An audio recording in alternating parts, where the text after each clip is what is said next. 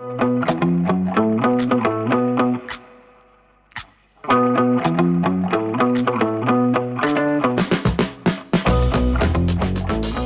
morning, everybody. Guess what? It's time for another video. This is our interview with the BIC series, and I gotta say, I am really loving it. The only thing I could possibly love more is the guy that we are getting ready to talk to.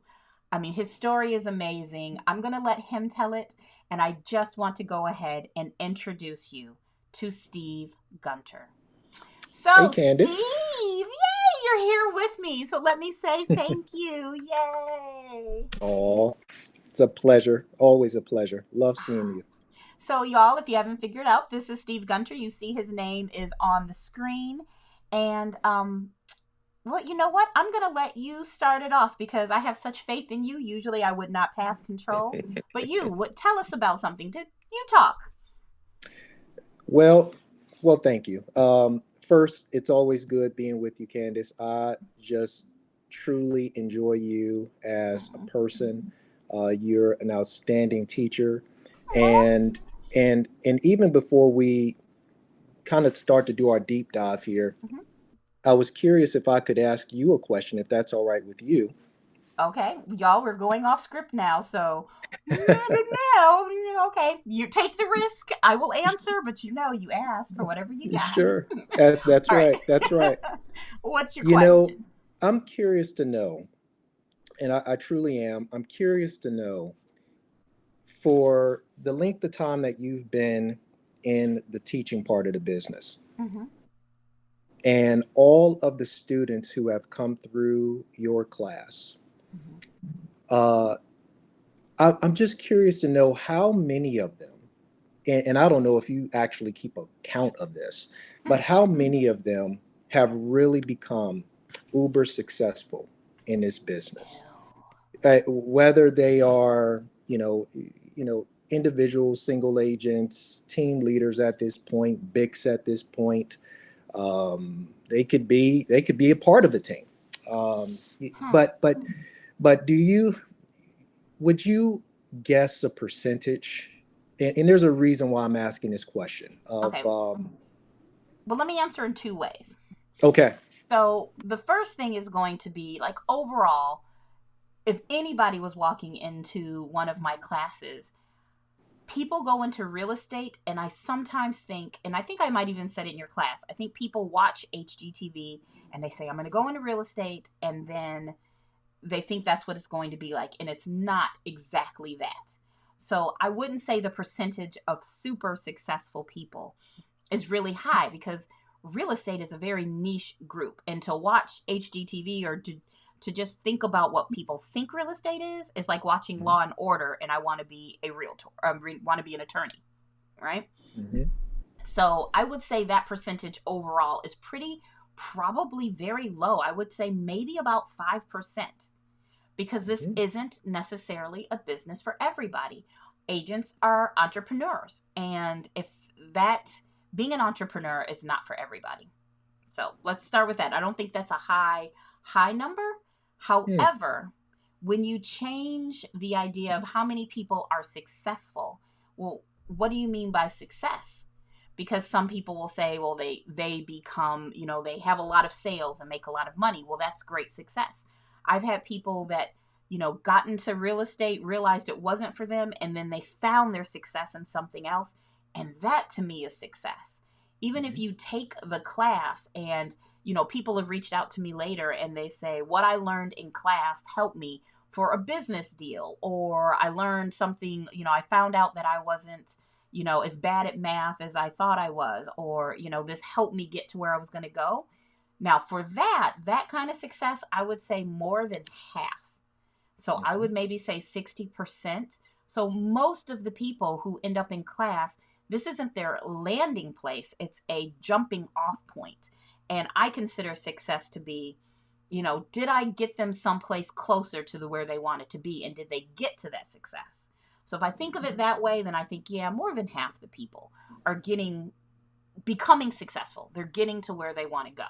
But if we're talking straight, just traditional success in real estate, maybe about 5% because it's a special skill to be successful in real estate, as you know, because you have been successful in real estate. Your idea of success is not the same as the next person. So, yes, it could be, like you said, becoming a BIC or becoming the leader of a great team like you, or it could be some of my favorite success stories have been people who have become teachers. So, my teacher inspired me to teach, and hopefully, I've inspired some people to teach. So, that kind of success, more, I would say more than half, because, I like to support and I like to help. Does that answer the So question? it absolutely answers the question. So it really sounds like you have been a teacher who has guided a lot of people towards self-awareness. And I I hope so. think there's a lot to be said about that, Hmm. because you know the biggest thing I think about not just business but in life in general is really recognizing who you are, and being Oh, aware of that, but most importantly recognizing who you're not. oh, And I think that type of teaching, that type of guidance is rare oh, in oh. in this world, period. It just is. And so we're just kind of surrounded by, as you were talking about, all of these different ideas of success and what that means, and money, and all of these sorts of things. But the true success comes when a person truly recognizes who they are and who they're not, and they're able to actually walk down that path. And so I'm happy you answered that question, and in that way. And we didn't plan this. This is pretty cool that you stated that. Steve, that, I thank you.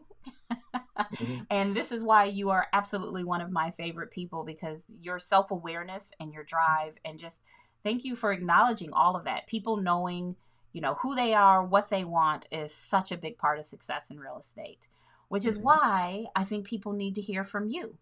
So, if you would, even though I know your story and it's one of my favorite stories, tell me about how you got started in real estate, because I think Mhm. people would really love to hear that.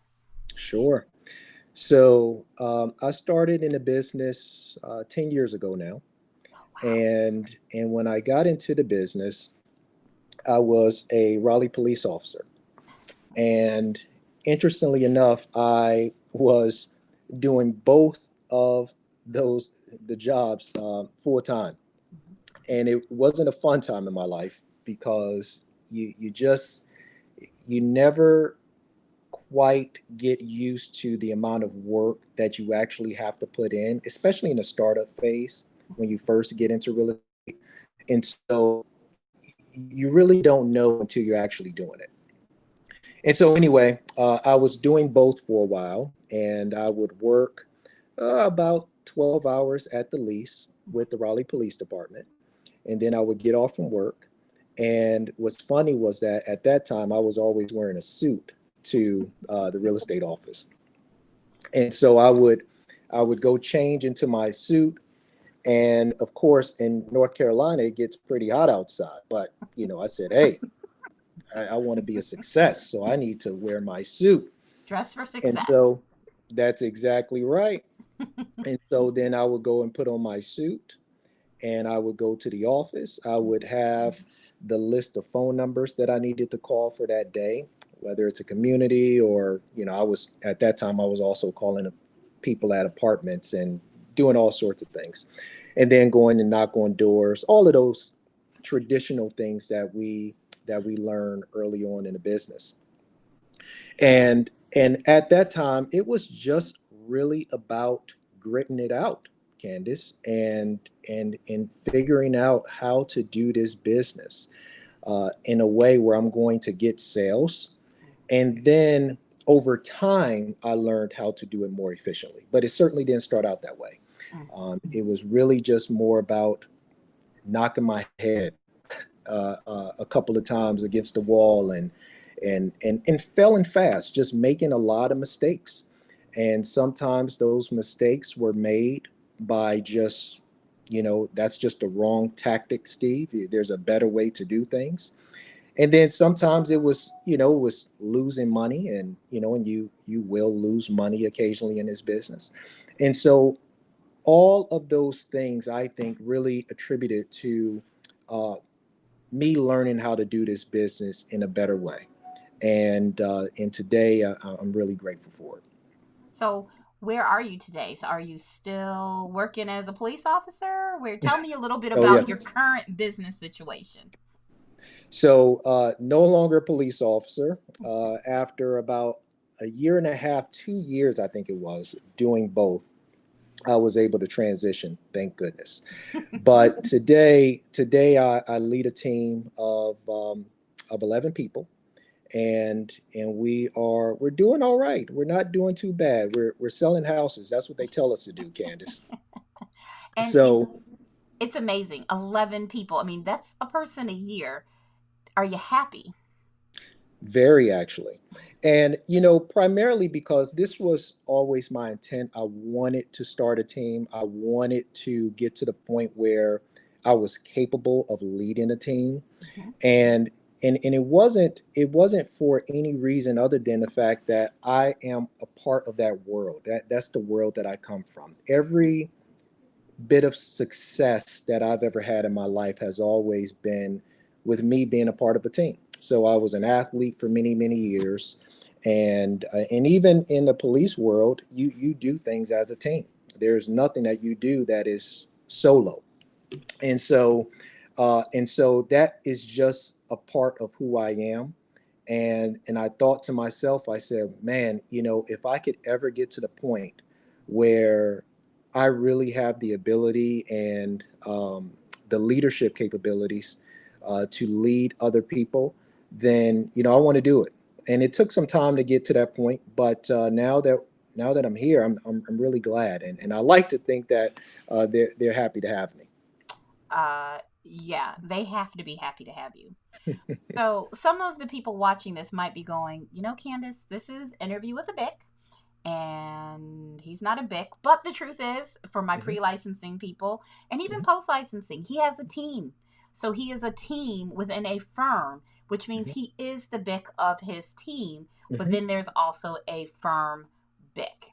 Correct. And why I wanted to interview, besides you being amazing, is some of our agents are thinking, is the team the right answer for me? Do I want to start a team? Do I want to be part of a team? So, for somebody who's maybe lost, maybe whether it's a new agent or somebody who's been doing it for a while and thinking about a team, what advice could you give them? What words of wisdom? Because you've got great wisdom. I think it's just the gray hair, Candace. I think that's all it is. No, um, it is more than the gray hair, which I'm jealous of. so I do think for agents who are considering whether or not a team is right for them, I think they have to think about a couple of things. One, I think they have to think about whether or not they are okay. And this is just being honest, and this kind of goes back to that self-awareness thing that we talked about earlier.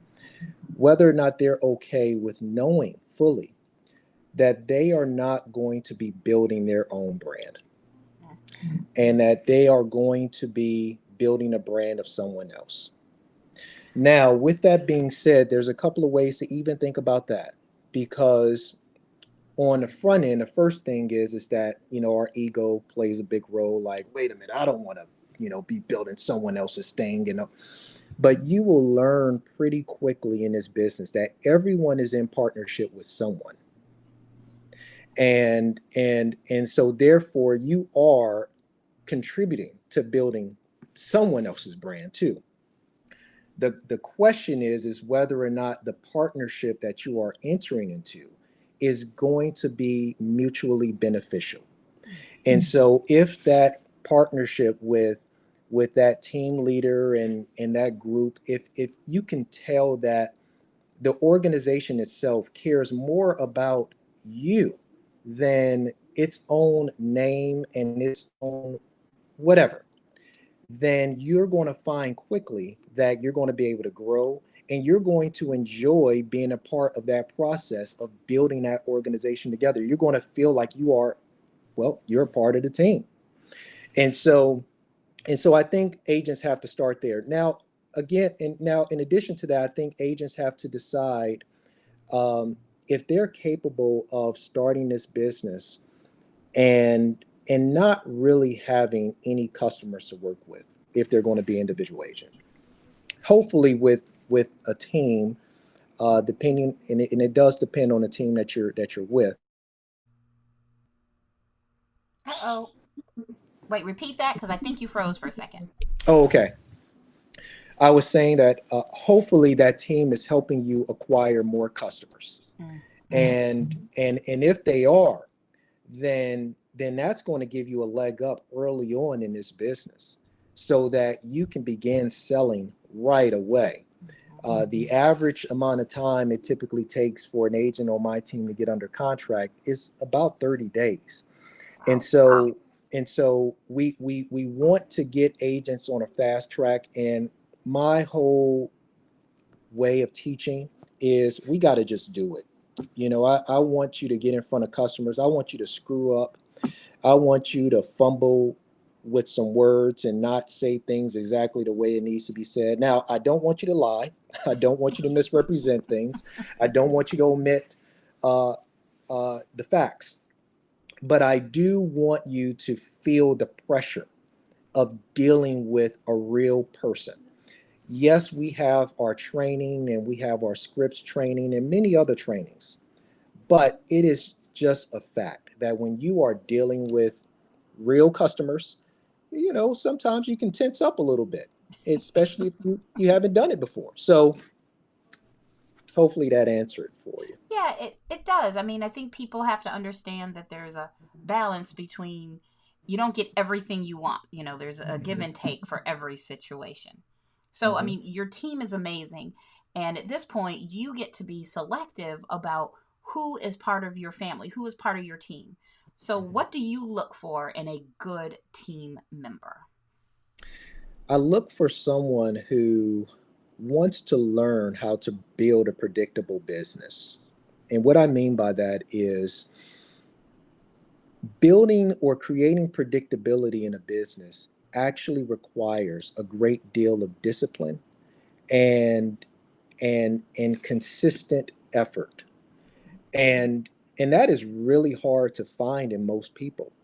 It's because you have to be a self-motivated person. I don't believe in the idea of motivating people. I think that you have to come to work motivated yourself, and then you have to buy into the systems that we have in place that's going to help you become uh, more predictable. Your behaviors are going to be more predictable. Therefore, your sales are going to be more predictable. And so I'm looking for someone who wants to buy into the system, buy into the culture, who truly wants to do all the sales, Candace.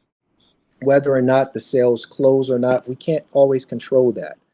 But what we can control is our effort. So, So I we want think to, we broke up just a little bit. You're looking for okay. somebody who truly wants to, and just repeat that for me. I'm looking for someone who truly wants to buy into the system and Okay, into the gotcha. culture, Good.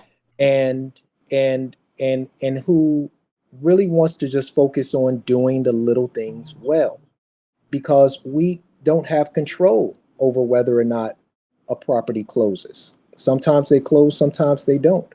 But what we do have control over are the little things we do to ensure that we're going to get the results that we seek. I'm not sure if this is a lesson on real estate or life. I'm like, maybe I should be taking notes. Live life better. Live the Gunter way. No, I love it. And it's so true. Like I knew in talking to you in an interview with the BIC series, people need to really hear that it's not just about the company. Sometimes I think agents aren't successful and they want to say that is the fault of the company or the BIC, but a lot of people's success has to do with what they put in and finding the right team, because some people could be listening to you and to this and go, that's exactly what I don't want, or they say, Mhm, hey, that's kind of what I am looking for. mhm, So if I was an agent and I was thinking about, well, let's say Let me change that question a little bit. Let's say you, knowing what you know, had to start over all over again. What questions would you ask a BIC if you were looking for a great firm? That's a great question. Thank you, I try. Well, I think the first question I would ask is what what kind of what kind of systems do you already have in place? So give me more on that. Just what do you mean by Well, sure. Yeah. I'm thinking as I'm going here. Mhm. What kind of systems do you already have in place that will give me and other agents the best opportunity at being presented with the opportunity for success? So here's what I mean. We have a saying on our team that we want to always have opportunities at bat. And we don't care how many opportunities we have up at bat. We just want those opportunities because we know that this business is a numbers game, Candace. And so it doesn't matter how well you speak. It doesn't matter how great you look. It doesn't matter how talented you are as a salesperson. To a certain degree, it does with conversion, but generally speaking, in order to have the most opportunities to close a deal, you just need customers. You need to have customers to work with. And whether they end up being people who don't close or people who sometimes waste your time, that's not even the point. The objective is that you just have to have people to deal with. And so what type of systems are in place that are going to give me the opportunity as the agent to be presented with those chances to meet with more people? Do you have that structure in place for me already, or is that something I have to create on my own? I do think that's a real question that agents should feel comfortable asking if they're just getting into business. Absolutely love it. So I don't want to keep you too long and I don't want to keep our viewers too long. So I have to ask the question I've been asking everybody, which is what would be the mascot for your team? Oh, well, I'm a Cleveland Browns fan, and so it would probably be a dog. The Cleveland Browns dog mascot, the dog pound. It's gritty, it's rough, it's blue collar, it's tough. I think that's who we are.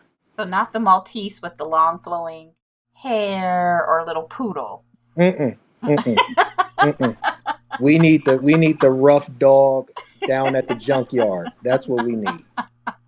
I love it. All right. Well, first of all, let me say thank you so much. Every time I listen to you speak, I feel like I'm at an inspirational conference.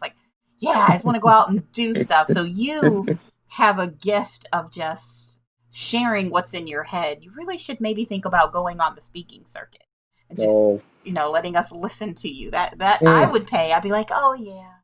So thank you Thank you. so much for your time. I know you're so busy. And really, y'all, if you're watching this, which you obviously are, he is spitting out some truth. You have to know who you are in order to find success in real estate. And that means you got to ask questions. And hopefully, these kind of interviews and talking to people, they're helping you ask the right questions so that you can be successful in real estate. So thank you to all of you all for watching. Again, one more time, Steve Gunter. Oh, I should probably say, if somebody is thinking, maybe the Gunter team, Steve Gunter team is where I want to be, or I'd like to learn more about it, how should they reach out to you? I can give them an email. I can give them a phone number. What would be your preferred method? Sure. They can email me, steve@stevegunterteam.com. All right, perfect. And they can see that there on the screen. Hmm. And gosh, I don't even know. I feel inspired. So I'm gonna take all of this inspirational energy, and which thank you for your question, by the way, earlier. I'm like, oh, now I want to go teach. And I'm going to say Goodbye. And I hope this was helpful. Steve, thank you so much. And Thank you. everybody else, I'll see you next time. Bye.